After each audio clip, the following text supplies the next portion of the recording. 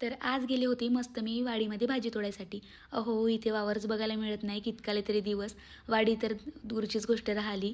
आता घरीच लावलेली कांद्याची पात होती आणि 2 दिवसापासून ऊन थोडी जास्त तापत आहे, त्यामुळे ही पात वाळत चाललेली होती. म्हटलं चला हिला कापून ठेवली आणि फ्रीजमध्ये जर स्टोअर करून ठेवली तर आपल्या कामी तरी लागेल भाजीमध्ये वगैरे टाकायसाठी. म्हणून हेच काम मी दुपारच्या टाईमला करायला घेतलेलं होतं.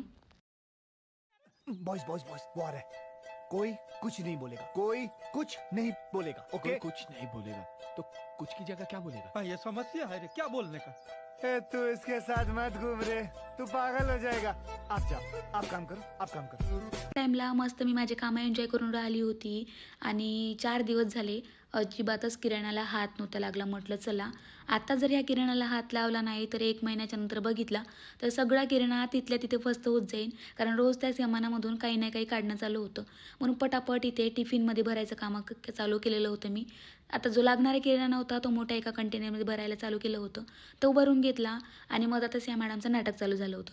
आता आपण काही मेन काम करत राहिलं आणि यांना रडणं सुचलं नाही, हे असं होणारच नाही. माझ्या घरची नाही, हे घरघरचीच कहाणी आहे. हिला कसं तरी शांत बसवलं आणि थोडा ओटावर पण पसारा पडलेला होता. म्हटलं चला तो तरी आधी क्लिअर करून घ्यावं. म्हटलं जास्त वेळ लावण्यापेक्षा फक्त एक हात फिरवला का असं काहीतरी आज जादू करावं, म्हणून तसंच काहीतरी मी केलं.